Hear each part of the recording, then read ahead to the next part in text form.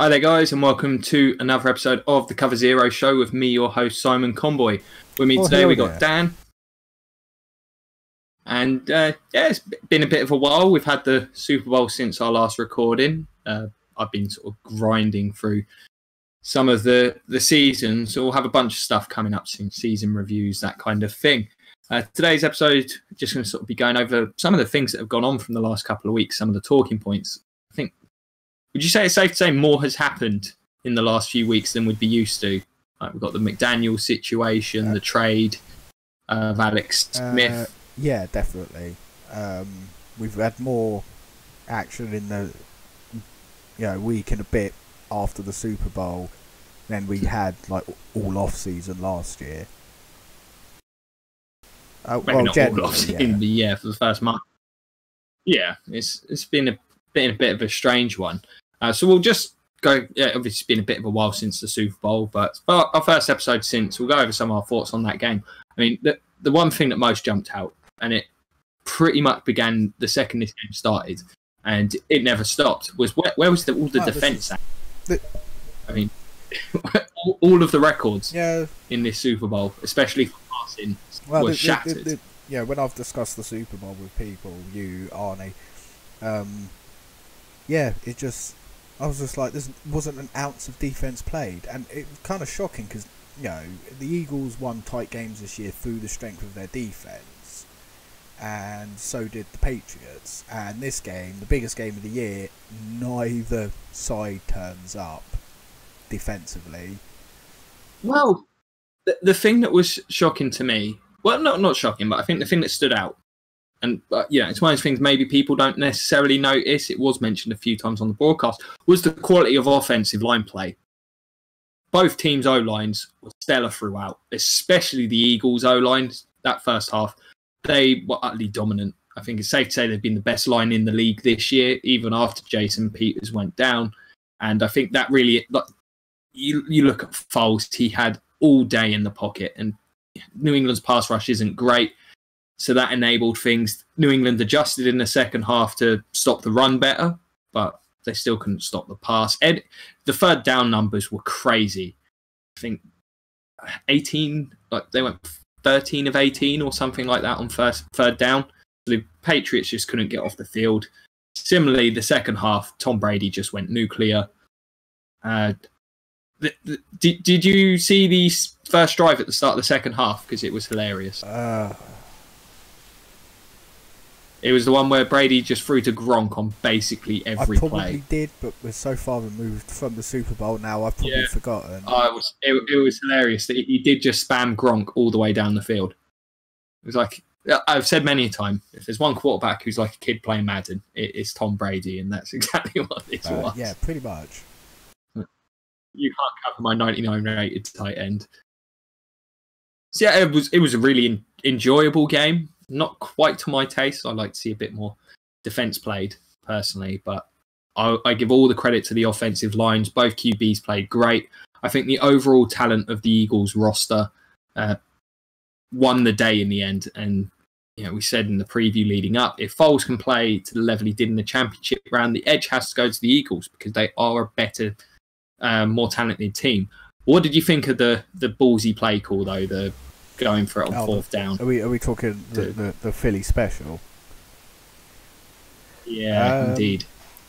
Well, you know what I'm like. You've played enough games with me in.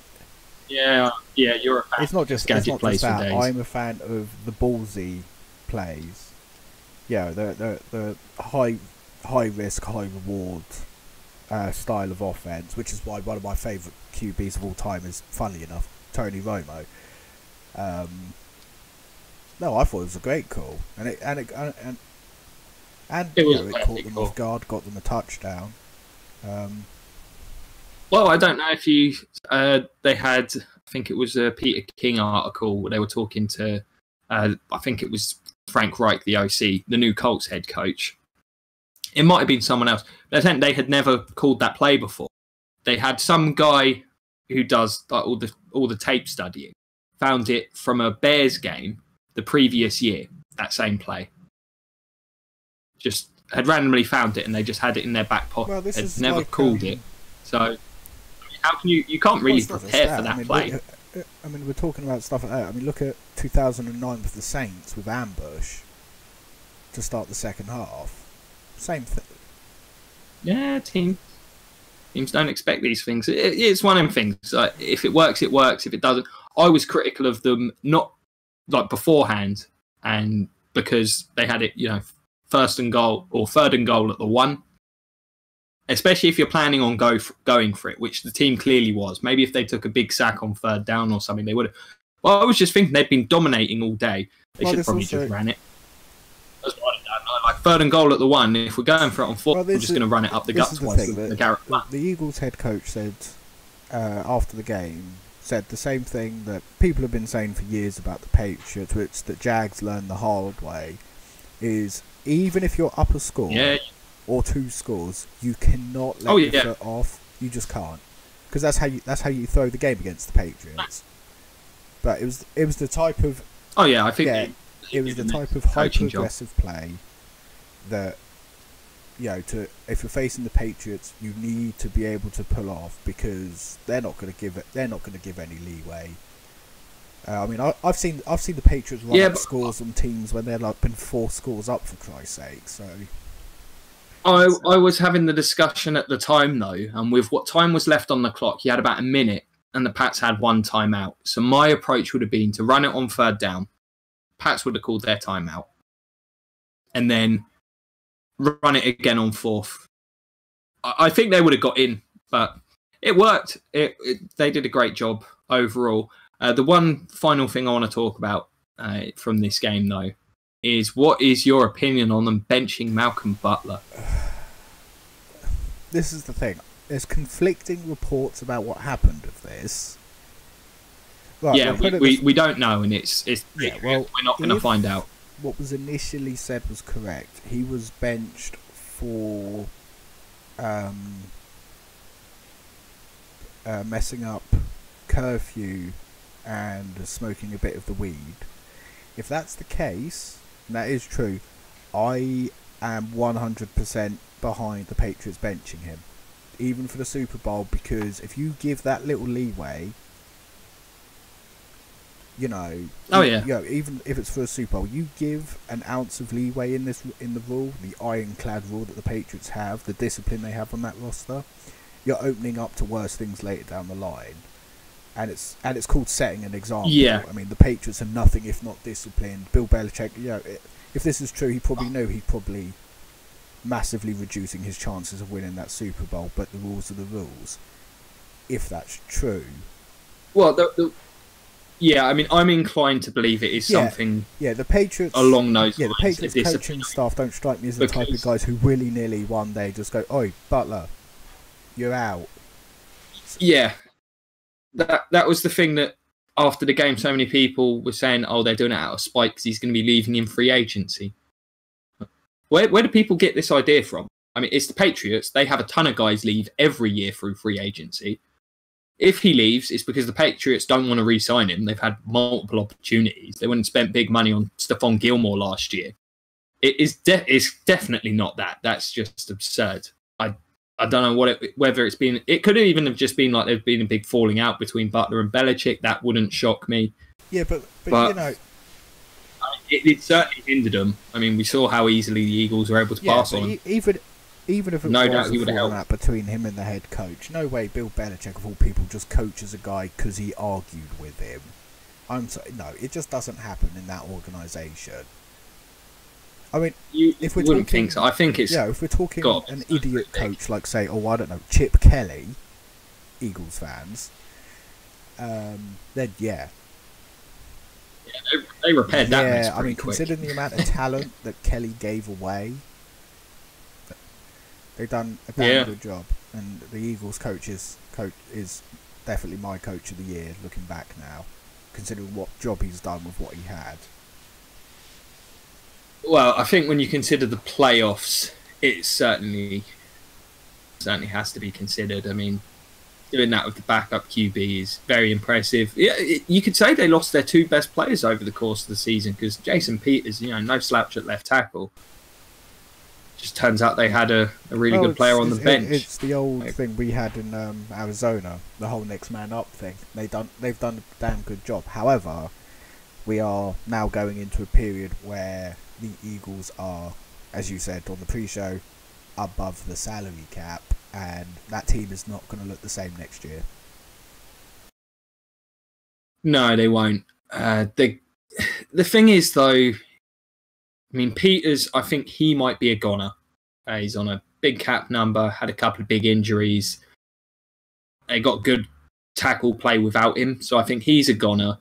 But beyond that, they should be able to keep most of their star players under wraps. The money is somewhat spread out throughout the team. I think they'll be okay. They've got pretty good depth in a lot of positions. My only concern is they can't really fix up this secondary. And the running back position, at some point Blunt's going to fall off. He's getting up there in age now. They do have quite a nice little three-headed monster there. I think there's some similarities between both of these rosters that I do want to mention, because I think it does give teams a blueprint for how to succeed in today's game. First and foremost, I think having the tight end in today's league is essential. I really do. If you look at a lot of the teams that are having a lot of passing success, they are teams that feature the tight end quite heavily. I just think from a matchup perspective, you've got to have someone that can give you those reliable plays. If you look at Zach Ertz's third down production this year, I think he's a great example. He doesn't jump off the film at you, but think what Jason Witten's been for years. I think those matchups on linebackers are the most reliable you can have in the league at this point in time.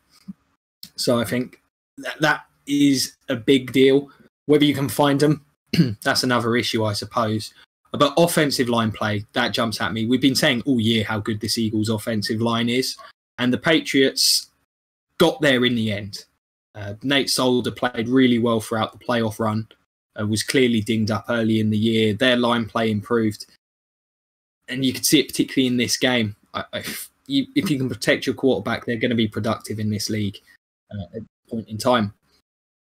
And in terms of the defense, it's hard to say, because the Eagles have been so good. You look at the defensive teams. Defensive teams got to the playoffs, had some success, but at the end of the day, it's just very, very hard to build a defense good enough and then keep it together to play that style of football. Whereas just getting a QB and being able to protect him seems like a more viable strategy. I think Bill Polian may have somewhat had it right back in the day with Peyton Manning, even if he maybe did it a bit too early. No, I'm not going to disagree with that. Even if that situation with the Colts has left them as the worst team in the NFL, not named Browns. And that's not on Bill Polian, to be fair. I mean, the thing, and you know me, I've always been defenses win championships guy, but I just think there's been a bit of a shift. I just think with the state of the current cap, and it's not just the state of the cap, it's the positions that are being paid. Revis and Sherman have made it very difficult on teams to build a good defense now, because corners want ridiculous money. And the way offensive football is being played, you can't really just have the one corner. You need two or three to have a chance at success, and they all demand big money. Pass rushers are so hard to come by. Again, they're some of the highest paid players in the league. If you look at the some of the teams that made the playoffs, they've got a lot of depth. If you look at the Vikings and the Eagles in particular, they don't have, outside of maybe Fletcher Cox and Everson Griffin, any superstars on silly money, but they've got a lot of guys that have roles, heavy rotations, which I think, pass rush is just so essential, especially as a Bucks fan this year, watching us try our hardest to get to a quarterback and fail miserably. It's essential. It is a passing league. So I think the most reliable thing you can do, I say reliable, like finding that quarterback is easy, but if you can find him, then that's how you have to build. I think you look at the Seahawks window, it's probably starting to close now. and you also look at how their offense just hasn't been able to develop because of the money being spent on keeping that defensive core intact. I think it poses a lot more problems than having a star quarterback and building around him. The window for Seattle is definitely closed now in regards to that.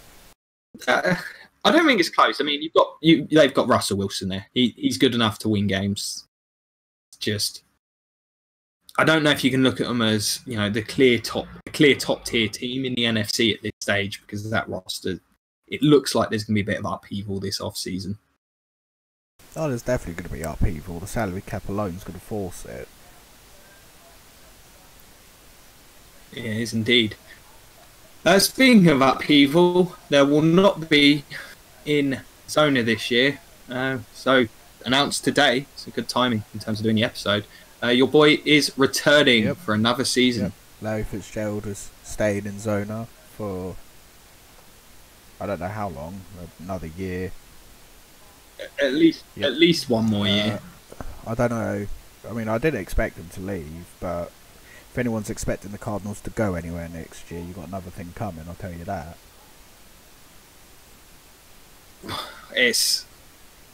There's a lot of work needed there in Zona, I think, on the offensive side of the ball. Defensively, we've talked about this previously. I think there's a lot of, you know, crossing your fingers and hoping that those young players continue to improve.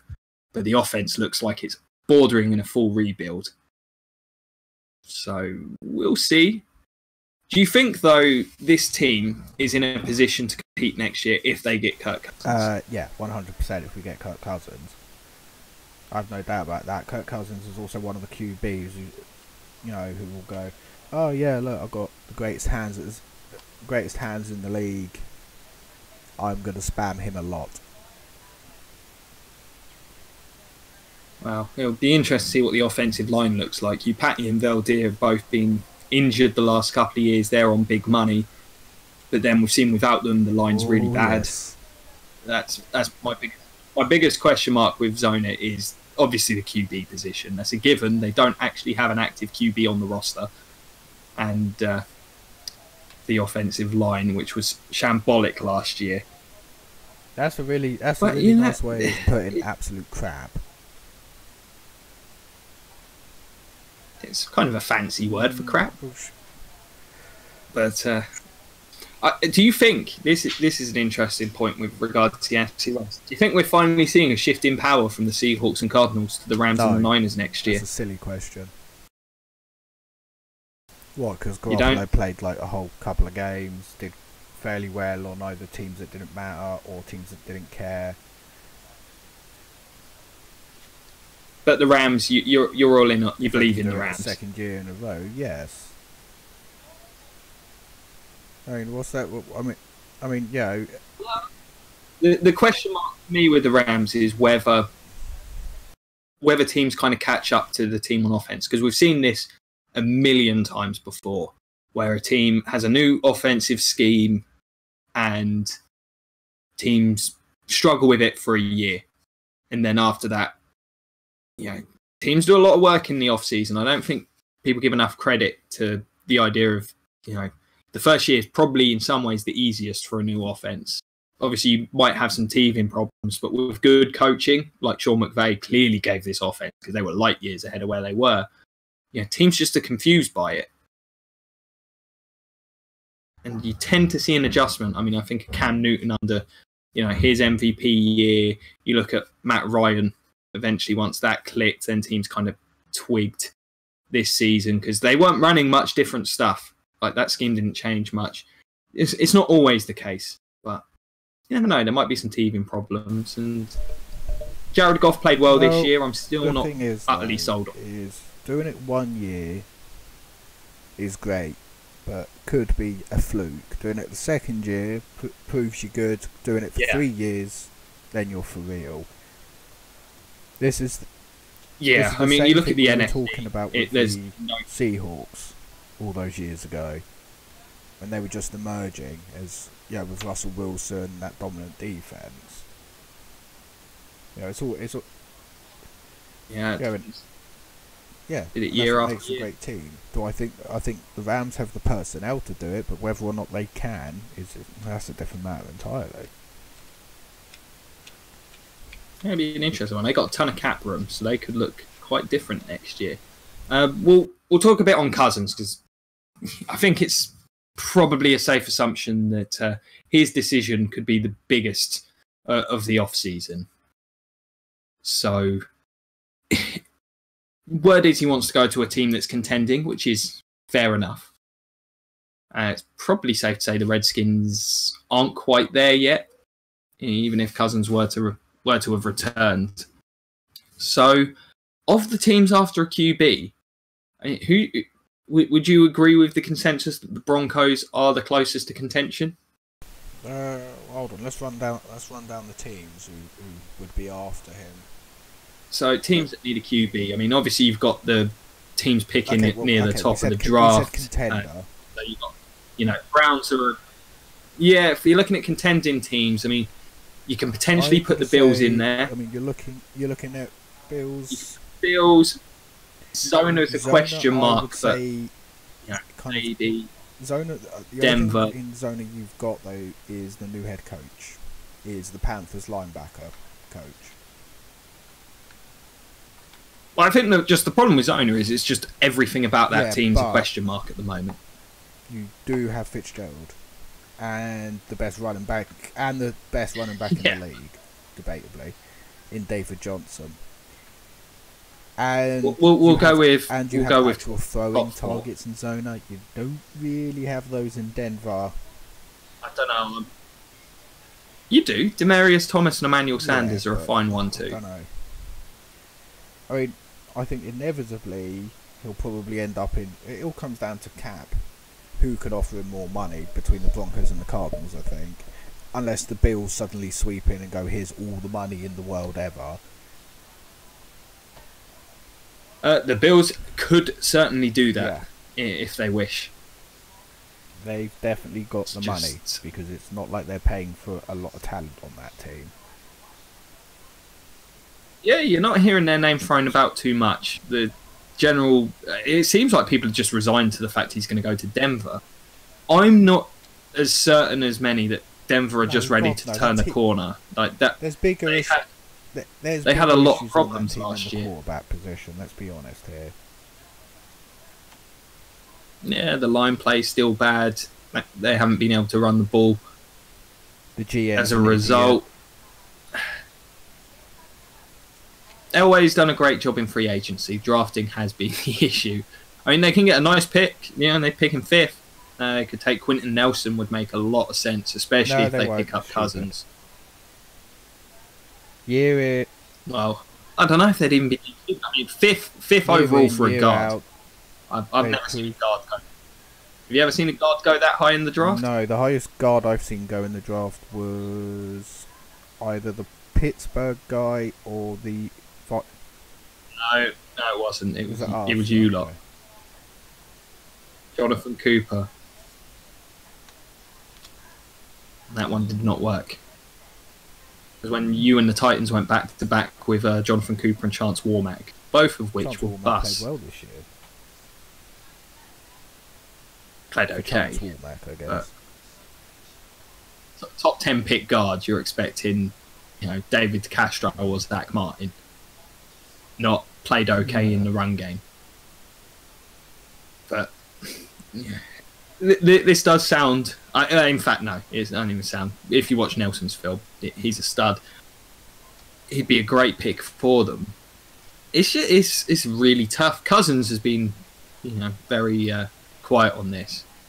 It's not like we've had any suggestions. Well, in all fairness, though, he would be quiet because it's teams coming to him. He's not having to actively search anyone out. He's currently the very cream of the free agency crop. Oh yeah, it's going to be like a mini version of when Peyton Manning was a free agent. And oddly, with Peyton, it was the Broncos and the Cardinals who were sniffing around him the hardest.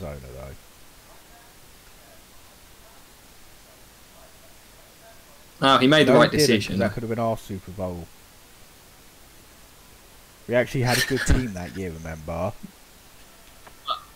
Mate, well, I'm sure he's got no regrets. I think he feels like it went okay with his stint in Denver. Did well for himself, I guess. Yeah, did all right. Yeah, actually, yeah, he could have done very well. To be fair, I'm guessing he probably looked at that Cardinals O-line at the time now and was like, I don't really break my neck again. Which he inevitably basically did in Denver anyway. Yeah, well, so if we're going to whittle it down, I mean, to me, those are the three teams that make most sense. And I do actually, I do think the Bills are in the best spot to contend next year. I like what they've generally done. It's still a really soft division. Yeah, yeah. How many times has this been said in the past? How many times has this been said? Yeah, they broke their playoff. What, they made the playoffs last year? That's not been said since the. You know what's Yeah, but you know what's going to happen? The gods of football are going to look down on the Bills and go, well, you screwed up your one chance, here's another... How long was it? Since they were last in the playoffs? Yeah, it's going to be 18, 19 years. Nearly 2 decades of playoff drought. You screwed it up this time. I don't know. You look at what they did in the draft last year. Well, got a lot of young talent. Well, unless they there as well. Back, they are doomed to forever wallow in the shadow of everyone else in the AFC. Well, I mean, that's the other interesting thing. So you've got Tyrod Taylor there already, but it sounds like he's a goner. The project was fun. It was entertaining while it lasted, but guys, get over it. He's terrible. He's awful. He's like equally athletic. I can't believe I'm going to say this. Worse accuracy, smaller arm than Michael Vick, and he's more accurate than Vick. You know, he has the same problem as Vick. Blitz. It's shit. I watch him at times, and he just doesn't look necessarily like he's computing what's going on the field. I'm being blitzed. What the hell do I do? Oh no, he's very good against the blitz. It's just if I'm playing against Tyrod Taylor, I rush 4. Hope we can contain him well, and just trust that my zone coverage will confuse him. Because that's what he struggled with. Taylor is a better option than what most teams have starting. I think if you're a team like the Jets or even the Browns, I think he could be a good stopgap. But yeah, he's shown that he's got the talent, but I haven't seen the improvement from the mental aspect that you need. We did the video last year saying he was the biggest quandary at quarterback in the league. I think I've seen enough of him this year to. I've seen no improvement. A discussion for a dedicated Bills video. So if we just leave it there for now, we've got the 3 places we think Cousins might go. Well, sorry, let me take that back. Well, we've got the 2 places the NFL media said he's probably going to go, and the one we've come up with, which is the Bills. And generally speaking, we've been more correct than the media this past year. On certain bits, yeah, for sure. Denver just seems like the most logical. I can see why everyone's all over. Well, but I would rather he goes to Zona. Well, of course you would. you have a horse in this race. Oh, I see what you... What about, actually, this is the other contending team, the Vikings. Won't have the money. You never know. Sometimes players take a hometown discount. Well, not even a hometown. I'm calling join a competitive team. If Cousins does go to the Vikings, let's say, for example, and it's a viable place, you will see Bradford out. Bradford's already gone. Oh, Bradford's gone. We're not. Bridgewater. Bradford's gone. Is up in the air. He's. Oh, bear in mind, all 3 of the Vikings guys are free. One of them will be retained as backup if they get Cousins. It will just come down to whether or not they keep Bridgewater or. Nah, Keenum's going to go start for somebody. Keenum will end up, if Cousins goes to the Vikings, Keenum will end up either a Cardinal or a Bronco. because he's an upgrade for both teams. Or a Bill? No, I don't think he'll go to the Bills. The play scheme won't suit his style.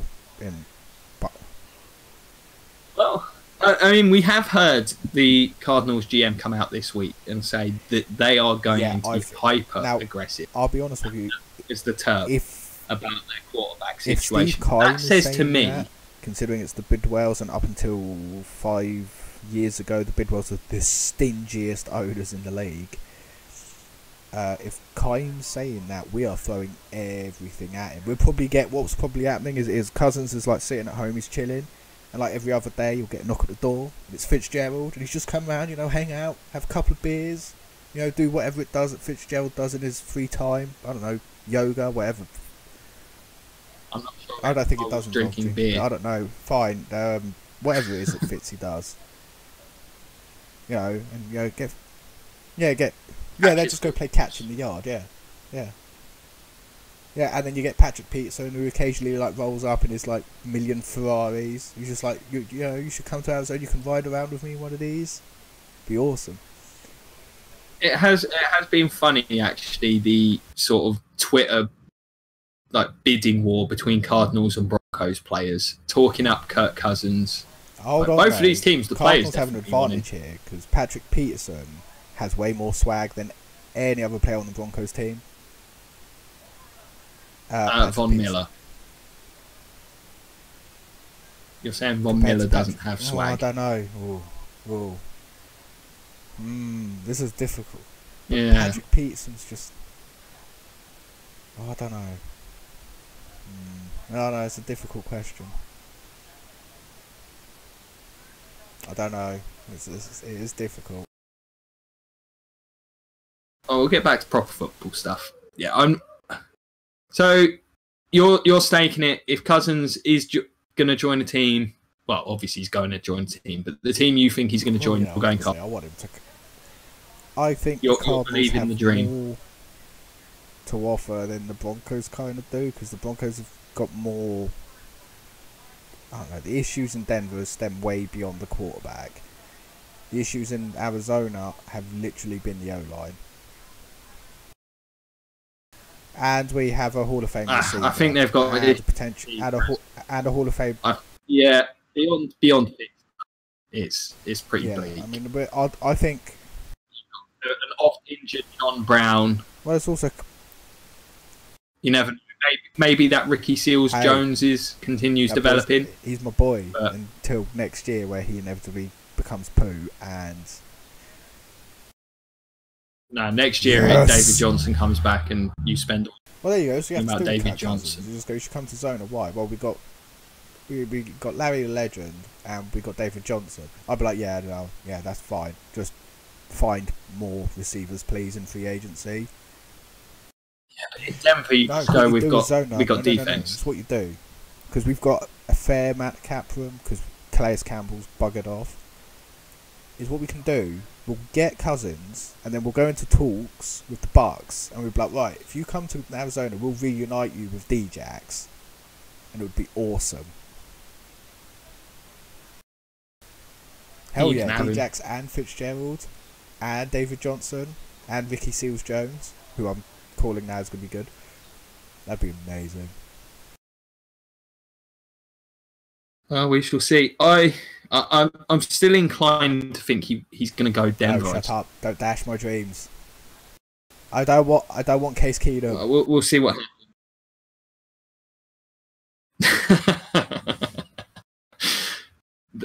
Don't say his name. Derek Anderson back. Good old DA. Good times with Derek Anderson. We'll go over one. Actually, we've got a couple of other bits. The other part of this, obviously, the reason we know he's going, Alex Smith traded to the Redskins. Yeah, this is at the time, because you already covered this when it originally happened. At the time, this was one of the weirder things I've seen happen in the NFL. I don't know what Kansas sees in Mahomes. To me, what was strange about it was the timing of it. Is weird, but at the same time, I don't understand what they think they're getting. Unless Mahomes rolled up to Andy Reid's office and went, "Yo, there's like a plate of donuts, make me the starter. Why would you do it? It's I mean, it's the thing. I'm sorry, if bizarre. you're a Kansas City Bizarre. fan and you genuinely think that Alex Smith was the problem last year in Kansas and the games you did lose, I've got news for you. You're an idiot. He was the best part of that team most of the time. It's just the bizarre thing to me with Alex Smith is his two most productive seasons as a QB are the two he's been immediately traded off. I don't get it. I mean, don't get me wrong. If he had come to Zona, I would be ecstatic. I mean, he's not. Kirk Cousins and Alex Smith are both, above average quarterbacks with opposite strengths, but yeah, it's crazy that we're now calling Alex Smith. It's no longer the Alex Smith scale like it had been. You are aware we shot ourselves in the foot. If anyone watching wants to go way back to last year's offseason.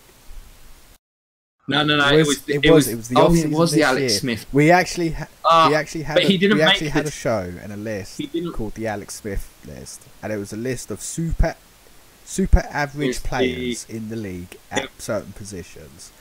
We shot, the acceptable. That's what they were. But we shot ourselves in the foot because it turned out Alex Smith was quite good this year, and this was always playing on my mind all year. No, because he didn't make the team. We made the scale after him. Part of it was called the Alex Smith scale because it abbreviated to. Do you remember? And also, he has been considered the benchmark of mediocrity for so long. But Andy Dalton was the starting quarterback for the acceptables. And I did explicitly say Alex Smith has been better than average in his time in KC. That's a weird turn of events. But anyway, I don't know what Kansas are doing. I think they're mad. I agree with you. I pretty much stated it there. Like, if Mahomes comes in and works out, has a Carson Wentz type second season, wonderful. Wait, this is the prospect that was raw as balls coming out of college, right? Oh, yeah. I don't see this ending well for the Chiefs. He did look good in preseason last year. Resurgent Chargers team. I mean, you really expect Mahomes to be able... Well, we'll see where the Chargers are at the end of August. Well, end of August to see how healthy they are. And then we'll look at the end of September to see if they're 0-3 or 0-4. You expect Mahomes to be able to handle that pass rush? Or a newly led, probably hyper-aggressive John Gruden Raiders team? I don't think so. And a potential Cousins-led Broncos team. Our division could be really tough next year, you're correct. I'm rooting for the Chargers in the division, FYI, for the record. The Chargers, in spite of your dislike of Phillip Rivers. I love the defense, and the Powder Blues do always get me. They are glorious. Yeah, it's a bit of a strange one. I think the trade makes sense for the Skins. I don't know if there would have been a better option for them. You're resigned to losing Cousins. What alternative do they have? They don't have a great draft pick. And there's options in free agency, but I do think Smith beyond Cousins is the best option you've got. An absolute bargain price as well. The Skins had to give up a good cornerback, and I think it was a 4th rounder, might have been a 3rd. Yeah. They did have to give up some value. Well, they got the better end of the deal. But let's be honest. Well, we don't know that. It depends on. It all does depend on Mahomes. It's just one of those, actually, though. If Mahomes and Smith both play very well, both those teams make the playoffs off a good quarterback play next year, then you'd have to say it's a win-win. Oh yeah, but if you're a Kansas we just fan, don't know yet. You're at this point, you are now hoping and praying to the gods of football that it somehow has worked out and Andy Reid is actually a genius, not a giant fake. He has been pretty good at this QB developing thing. He has, in all fairness, in his time in the league. Took that risk on Vic 2.0, and my God, did that actually work out very well, considering. And Donovan McNabb. developed that Donovan Yeah, McNabb pretty good. true. Well, you know, I will give. You managed I to will make give them Bob look like a benefit viable of the doubt because Andy Reid does have one of the best track records, if not the best track record with QBs. Yeah, that's my position on it. It does make me sort of raise my eyebrow. So but it's either that or the old Walrus has officially gone completely fucking mad. So, but no, hopefully. Yeah. As for the skins, we did talk about this earlier, and I think you did sum it up. It feels like a move sideways. They get a bit older at QB. I mentioned, and I stand by it. I think Alex Smith's the more reliable option on a weekly basis. Yeah, Cousins is a bit streaky.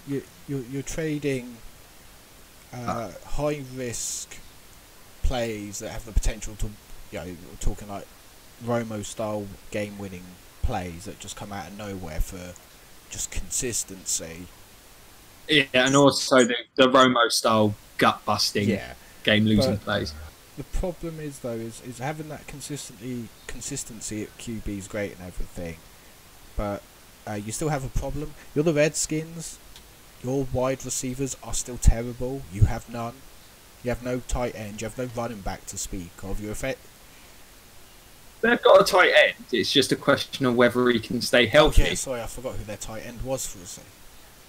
Jordan Reed. Yeah, you could easily forget Jordan Reed existed after this season, but I mean, it's great trading for him and getting more consistency there, I guess. But if you've got no one to throw to, it doesn't matter. No, they might be able to address this off-season. We'll see. And yeah, Gruden, I think he's a perfect fit for what Gruden wants to do. I've got no doubt about the scheme fit. And with the receivers they've got, I think they could have some success there. But they're just, it feels like the right move considering without Cousins, they had nothing there. Going after a rookie probably wouldn't have been a great move. It makes a lot of sense, but we'll see how it goes. It's not, you know, you're going to be a Redskins fan that's super excited that Alex Smith's now your quarterback. But they have no choice. Like, they couldn't franchise Cousins again. Like, yeah, we'll pay him $35 million it's really this year. Well, I'm pretty sure I'm the only NFL fan who, if their team actually signs Kirk Cousins, is going to be like super hype. Yeah, you'll be more hyped than most. Do a little jig. I will actually be so happy because it's like getting a kind of discount Tony Romo. I don't care if it loses me games. Sometimes it'll be glorious to watch. And I mean, seriously, how bad would Tony Romo have been if he had someone like Fitzgerald? Probably not that much. He's got Jason Witten. He's like the tight end equivalent of Fitz. He is, but still, I'm gonna be I hope we get Cousins. I'm gonna be so hyped if we do. It's gonna be awesome. Fair enough. Speaking of QBs, did you see the Garoppolo deal? The new highest paid quarterback in the league off of the back of 5 games. 5. He did win all 5. 6 TDs to 5 interceptions. Well, if you look at the receiving but core. The thing is, I did watch. You watched the game. You know how good he for 5 games. But I mean, we talk about performing in every year, consistently, year in, year out. You've just given a guy I know. who's never played a starting snap in the NFL until those 5 games as a starter.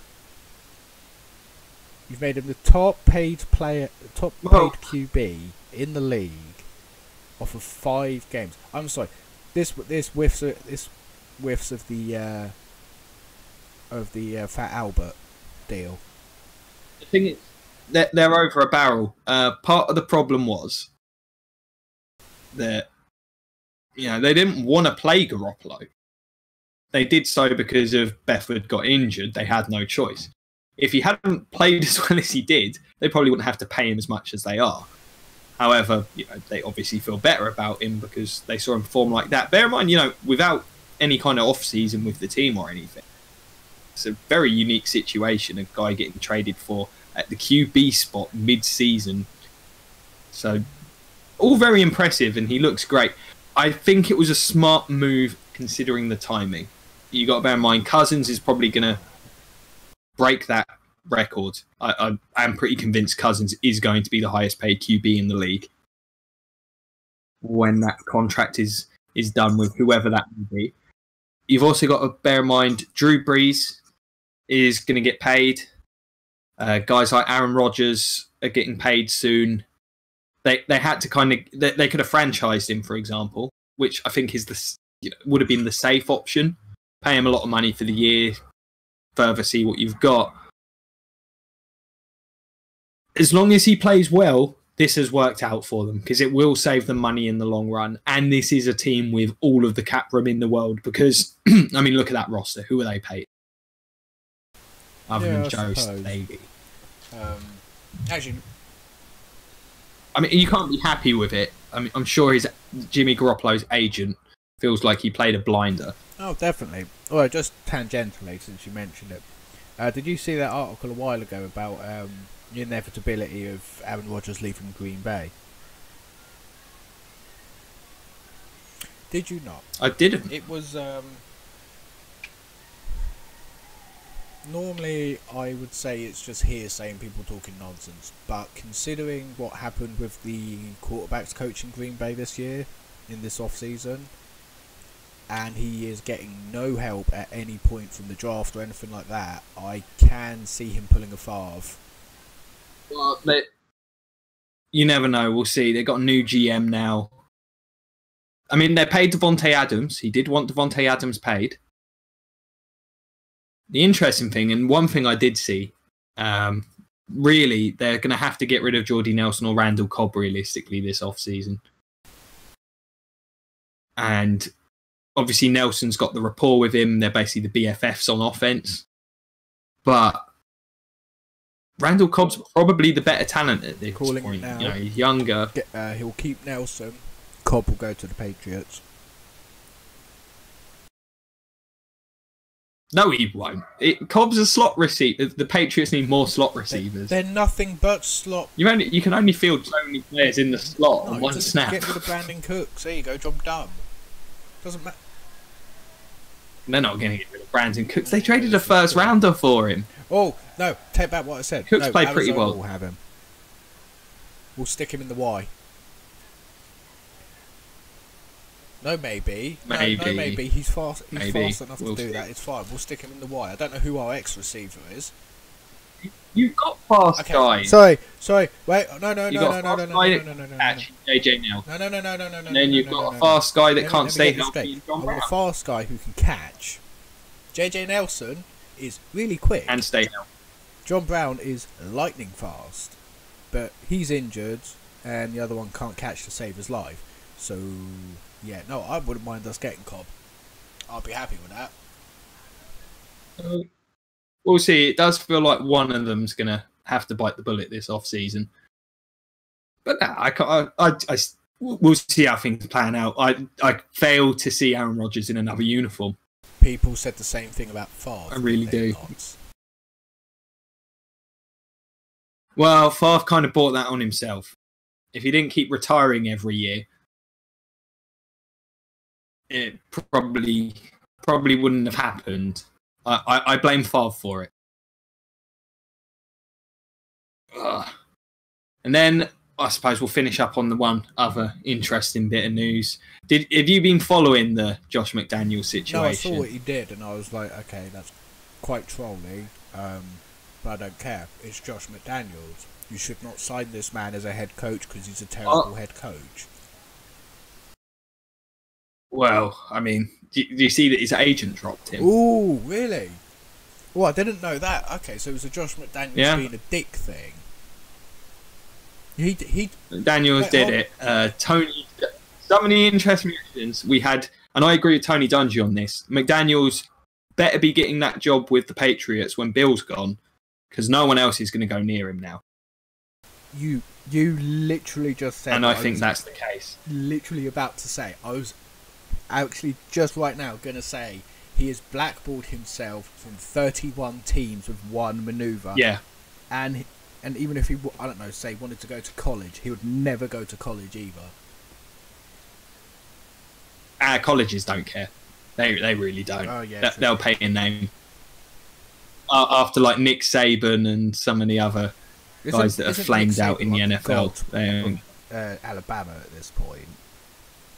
He is like, yes. I think in Alabama the way it probably goes, it is like you got God at 2 and Saban at 1, and it's yeah. Well, when you win a national title every other year, then that kind of happens. I can't even remember how many he's won at this point. I think it's like 6. NFL, what did he do? Diddly squat.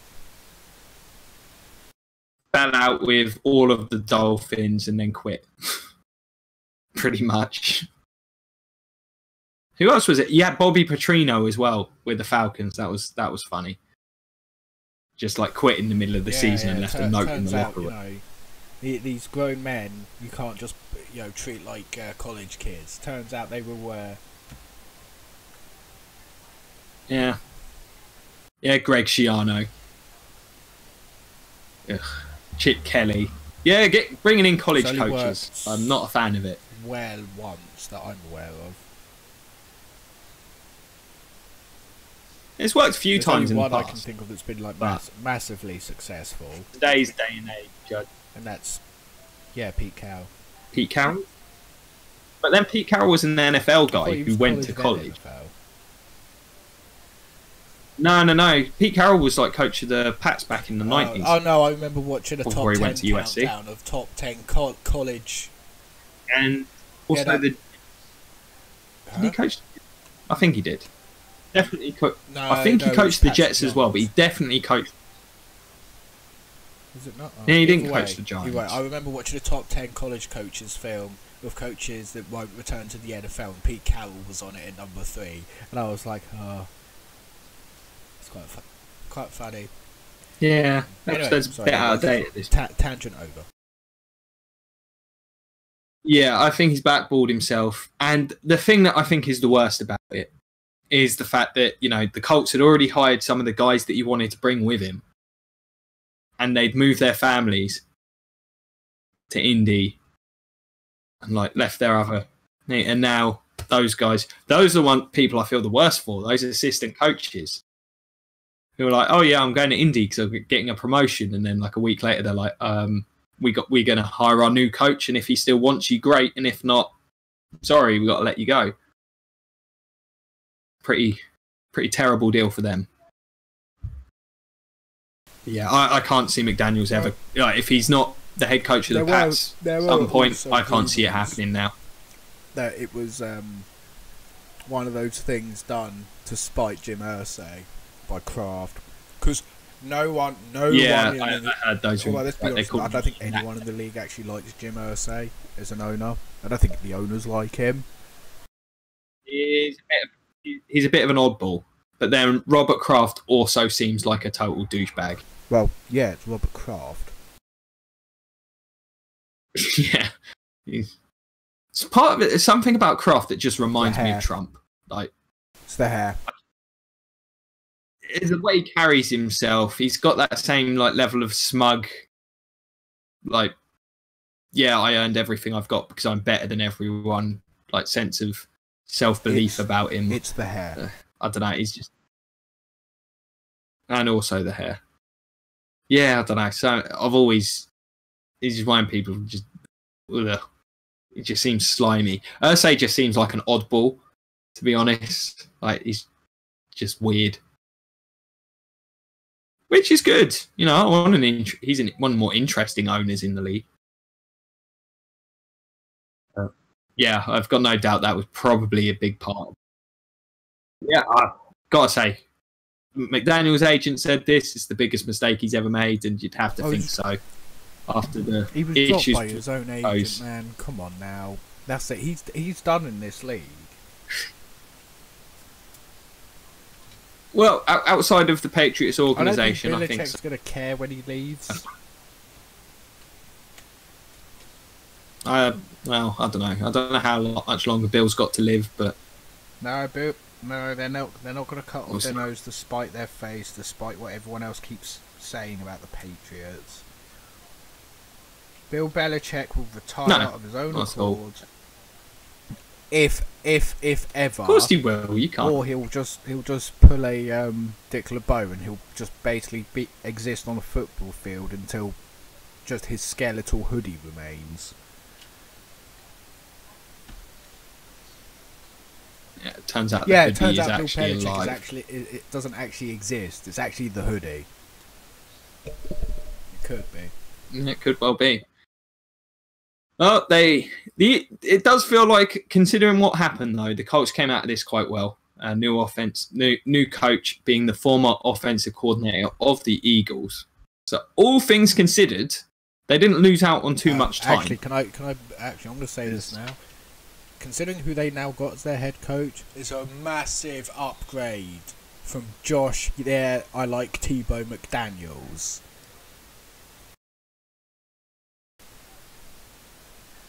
Well, I mean, he did a great job this year in having to make that shift, the utilising of personnel. I think it's a really nice hire for him.